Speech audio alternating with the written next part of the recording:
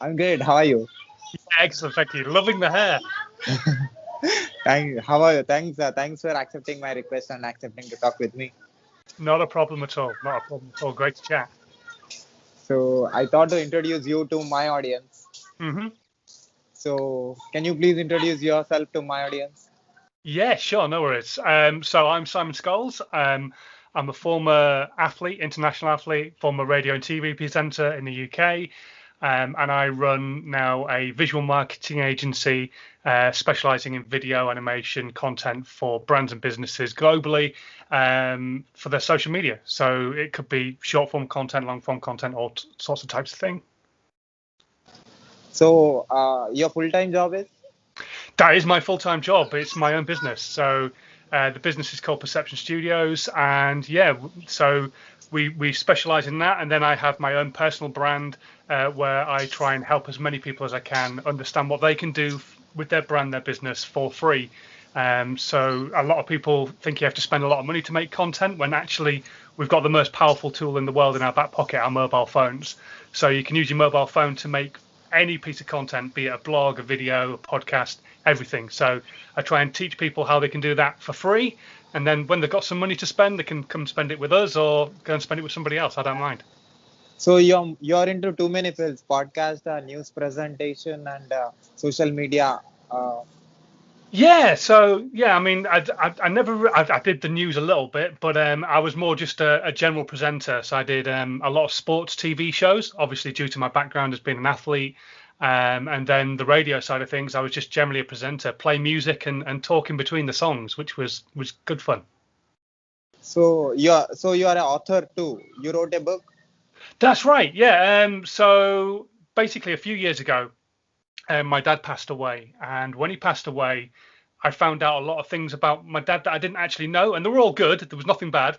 But my dad was an engineer. He was a chief engineer in the Merchant Navy.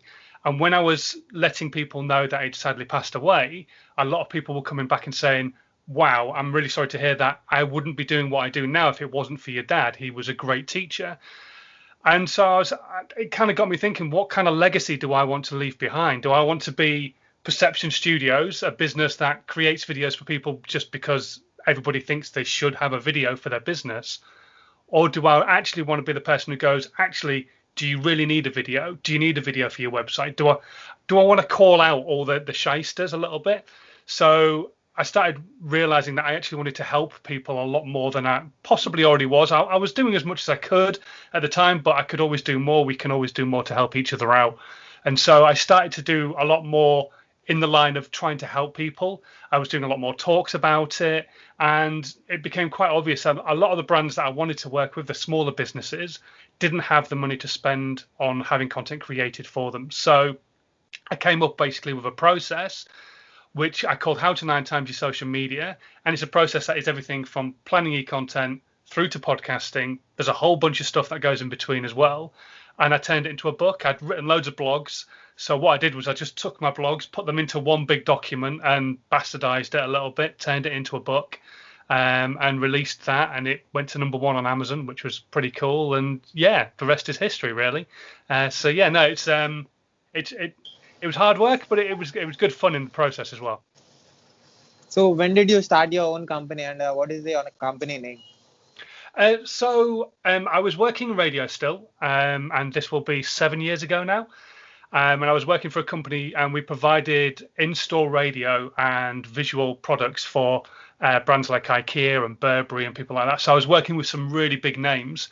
But video was always a bit of a passion of mine and somebody else that I worked with. So we started the business while we were still working there, and just creating videos for small businesses locally, that kind of thing. And we called ourselves Perception Studios. And then about 3 years later, I decided I was going to leave the business where I was working.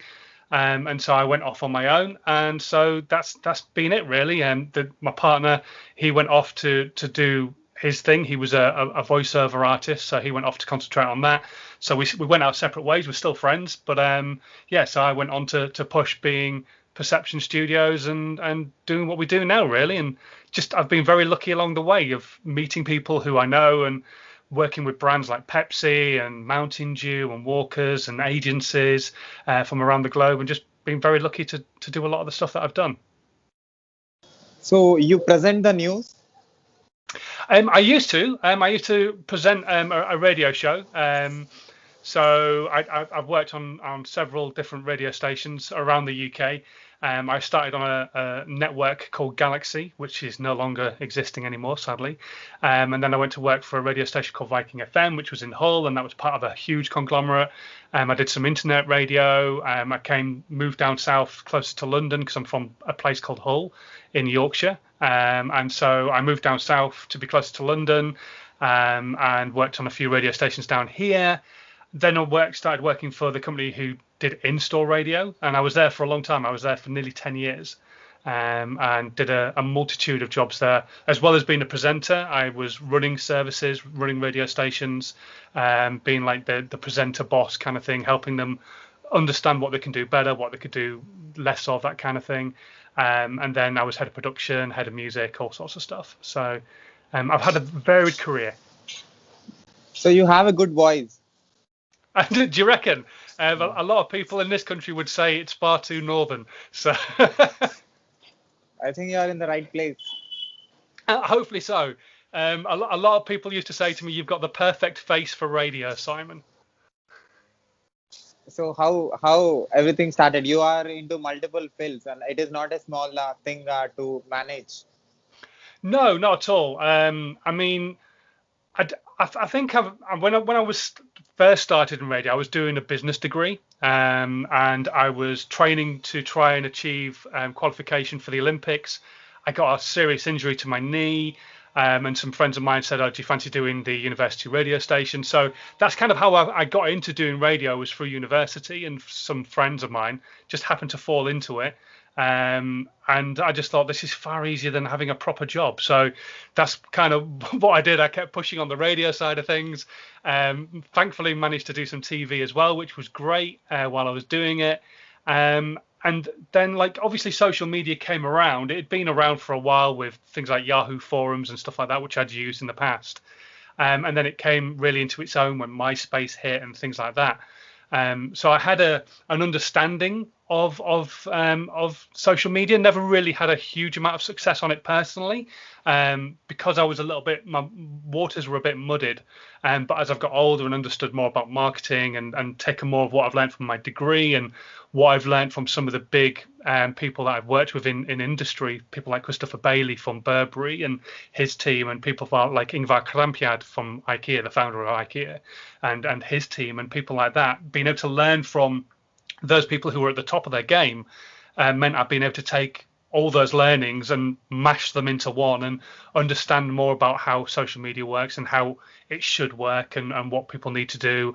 And it seems that, thankfully, what I talk about when I get up on stage and when I do interviews like this and my own podcast and that kind of thing, seems to be stuff lots of other people are talking about now as well. People like Rob Moore, who's a UK guru, Gary Vaynerchuk, people like that, Grant Cardone, they're all talking about the same kind of thing, which is give some value, be consistent with it, don't try and oversell, and hopefully things will come your way eventually. But consistency definitely is the key. So what is the difference that you observed? Because you worked in radio and you was into TV, and you are in social media, and you started podcast, and you are into writing. You wrote a book. What's the difference? Oh, blimey. Okay. So it kills me to say this because I am a huge fan of radio, but and audio as a whole, because I think audio is probably one of the most frictionless forms of content available. You can listen to audio anywhere. You have to sit down and read a blog. You have to sit down and watch a video. You have to sit down and scroll through your social media to see a picture on Instagram. But audio, you can listen anywhere. But I truly believe radio is dying. The problem for a lot of radio stations, I don't know what it's like elsewhere in the world, like where you are. Australia seems to be getting it right, and America seems to get it right. But in the UK, it seems to be like they want to be your they want to be your iPhone, they want to be the music player. But actually, radio's there to entertain. Radio's there to inform and keep people engaged. And music isn't going to do that because they can just turn on Spotify or they can just go to their iTunes account or Amazon Music and listen to music. So I think radio is very sadly on its way out. There are people who are recognizing this and creating community radio stations, so that's a good thing. Television, again, why would you watch live TV? You can watch recorded TV. You've got Netflix, you've got Amazon Prime, you've got Apple TV, all these different formats of watching television where the good shows generally are. I mean, Bridgerton, which was a huge success for Netflix recently, is a prime example of that. I mean, they've had something ridiculous, like nearly 100 million downloads of the TV show worldwide. Well, there's no TV show on the planet that would ever get that, even if it was subsidized globally. So I think even TV is it's going to have to reinvent itself. It's going to have to understand what it has to do to be different, because advertising on television is so expensive and it's not worth it, especially when you can spend £1,000 on this thing on Facebook ads, which will then also go out onto Instagram ads. And if you know what you're doing, you'll be targeted specifically to the person you want to talk to. Whereas television, number one, you can't target it specifically to the person you want to talk to, but also, what's the first thing you do when the adverts come on the TV? You pick this up, or you go to the bathroom and take this with you, or you go make a cup of tea and you take this with you. So the attention's there. The attention's not on the television screen. So I think TV and radio really need to kind of reinvent themselves massively. I think other formats, it's going to be difficult for them to reinvent themselves. Newspapers kind of going online, Kindle, that kind of stuff. But still people like to have that physical thing. I love physical books. I don't actually sit and read books anymore. I listen to audiobooks because, like I say, audio is a frictionless form of content. But I do love a proper book and that kind of stuff. So I think print probably is going to stay the way it is, but I think radio and TV really definitely need to reinvent themselves, or just become cheaper, because they are very expensive to advertise on. So about writing books, podcast. Yeah, I mean, writing a book and stuff like that was interesting. It doesn't always come naturally to some people to write a book. I think for me, I was very lucky because one of the things I try and influence people to do, or encourage people to do when they work with me, is to do blogging. Blogging is for me a doorway to content. It's something we can all do. We can all sit down and write, whether we can write 1,000 words or we can write a bunch of bullet points. It doesn't really matter. We can all effectively write something. Now, grammar doesn't need to be perfect. In fact, some would say get your grammar wrong, because then you get the grammar people coming out and saying, oh, that's wrong, and it's actually quite good for the analytics of your blog. But if you can write a blog, then you can take what you've written in a blog and just expand on it, and that becomes the book, that kind of thing. Podcasting, I think, is even coming from somebody who runs a video agency, a visual marketing agency, podcasting is just so powerful. And it's just going to get bigger and bigger. It feels strange to me that people are saying this is the year of the podcast, because for me, podcasting started a decade ago, absolutely ages ago, because audio's always been a massive opportunity for people. And then when people could get copies of MP3s and put them onto websites for people to listen to, when that kind of technology came about 10, 15 years ago, that's when podcasting really started for me. And so it's quite strange that people say, oh, now is the time of the podcast. I think it was a long time ago. I think just now people are starting to understand the power of it. So you are into all these things, and as a communicator, as an observer, speaker, as a person who expresses always through all these mediums. Mm-hmm. So what is the best thing that you tell about yourself as a communicator? Oh, blimey, what is the best thing about me as a communicator? I think for me, and this is something quite a lot of people say, and excuse my language, but this is what other people say about me, is they tend to say, Simon, you cut through the shit. So I don't mince my words. There was one company I sat down and worked with, and they came to me for help with their Instagram feed, and I'd gone through it, and I knew what I was going to tell them, and basically I didn't rip it apart as such, but I basically said, look, you need to understand who you are, because your brand's all over the place. I probably said it with slightly fruitier language than that. And they came back to me afterwards and said, thank you so much for the meeting. You were absolutely right. If you were anybody else, I would have probably punched you in the face. But the fact that you are you and you put it the way that you put it, it was absolutely fine. And I understood exactly what you meant. So yeah, I shoot from the hip. I'm very honest. And if I think something's crap, I'm going to call it out 100%. So, what is the effect that you created with your expressions through all these mediums? Hopefully, I'd like to think I'm helping people. That's all I'm really bothered about. I know, don't get me wrong, we all need money to live. We all need money to pay our bills. We all need to have a home or what have you, and put food on the table. But for me, the content I put out is about helping the likes of yourself and other people understand what they can do with the content they've already got. So if you suddenly make loads of money and decide to come to us as an agency and say, can you help us with creating social content or repurposing what I've already got? Great, brilliant. But that's not what I'm doing it for. What I'm doing it for is to help you understand that I want you as a brand, as a business, as an individual to still be, because let's face it, we're all in very strange times at the moment with COVID and everything else. I want us all to get out the other side of this with still having a brand, a business intact. And so if I can help at least just one person even, but hopefully more than one person, get out the other side of this still with a business because they've followed some of the ideas that I've put out and started creating content and got people talking about them because they're giving value and removing pain points, then that's a good thing for me. That's all I'm bothered about, is just people creating content and just doing it themselves, and hopefully somewhere further down the line they don't get ripped off by an agency who are going to charge them thousands for doing it. So, what exactly the service that you are providing right now? What is the service I provide right now? So, I mean, for me personally, I do one-to-one consultations. So the way I work is all my content is free. Everything I put out is completely free. And if you look at anybody else, they kind of follow the same format, that everything that I put out it's fairly generic. These are things you should be doing, but as say you were a plumber, I'm not going to give you specific ideas as a plumber. But what I'm going to do is say, you should be blogging. You should be trying to write it about this length or so that you can get different forms of interaction.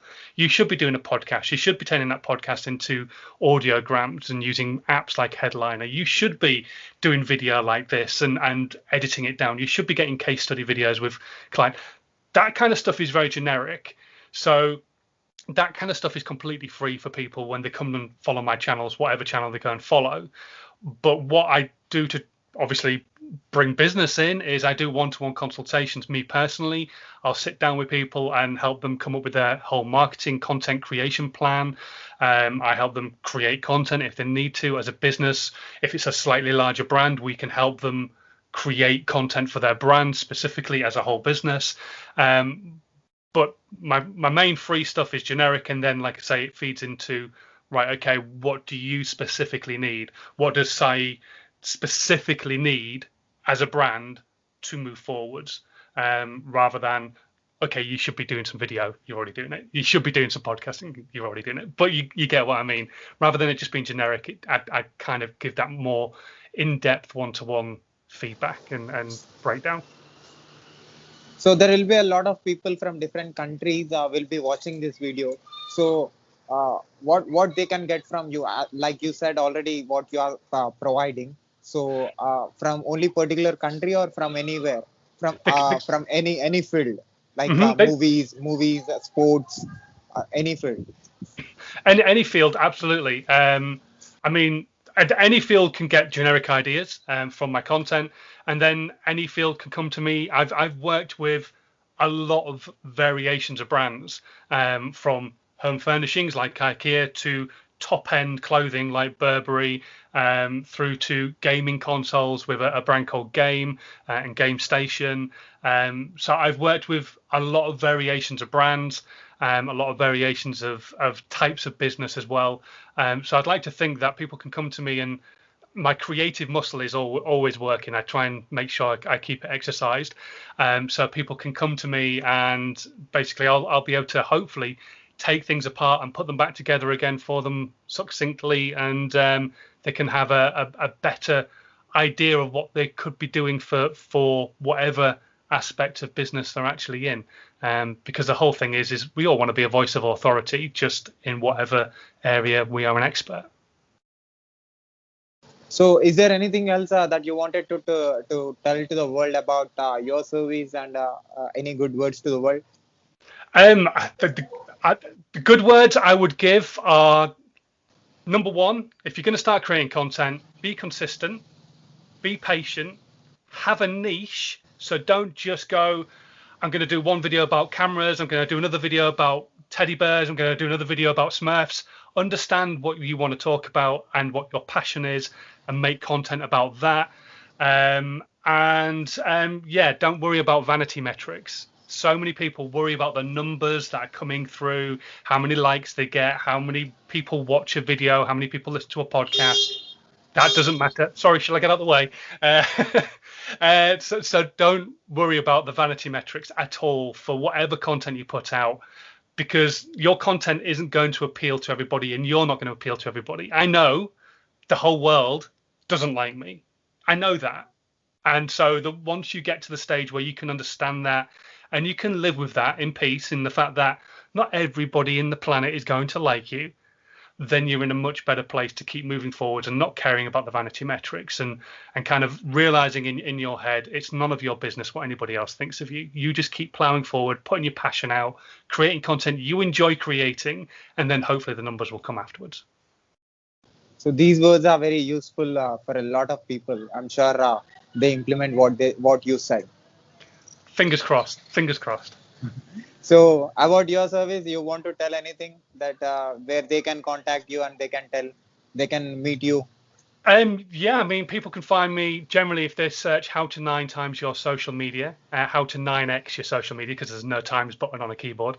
But you can find me that way, or I'll send sign all my links and things like that, and I'm sure I'll be more than happy to stick them below, and you can drop me an email and find me in different places. Come and check out some of my free content. Make sure you subscribe to the podcast, and then drop me an email if you want to spend some money, which would be really nice. So definitely, I'll put all the links in the description of this video. People who find this video and see our video will reach you. Fantastic. Thank you very much. Yeah. And at last, have you seen any videos of mine on YouTube? Yes, I have. When you first contacted me through Twitter, the first thing I did was go and have a check and see what you were up to, and it's all good. So what do you say as an expert, sir? You have huge experience, and I think you created a lot of valuable content. And as an observer, what do you say about my content? I think it's good. Because you've got a natural flow. You let people talk. You actually listen. A lot of people will talk over other people, and so you know where you're going with your next step. A lot of people will listen to what somebody's saying and then struggle with what their next question is going to be, because they've got something written down, but it doesn't flow as well off the back end of what somebody else has been saying. I think you've got it down to a T, definitely. That you listen to what they're saying, you think on your feet, you're good with going to what the next question will be, and trying to tie it into what they've been talking about as well, rather than necessarily being 100% scripted, which is, I think, what a lot of people struggle with. So you having a lot of experience, you telling me these valuable words, this will be helpful for me and valuable for me. I will remember all the time. Good. Yeah, keep it in your head. Keep it in your head. I think you do a good job. I think you do a great job, definitely. Thank you, sir, for giving me your valuable time and telling me about your experience and about yourself and about your business, about your service, and some good words which are useful for the people who are creating content and marketing. Not a problem at all. And thank you so much for reaching out and asking. It was great. So can I put this video on my YouTube channel, on podcast, on internet, on everywhere with your permission? You can put it absolutely everywhere you want. You feel free. Yeah. Thank you very much again. No worries. Great stuff. Take care of yourself. Yeah. Bye. Thanks a lot.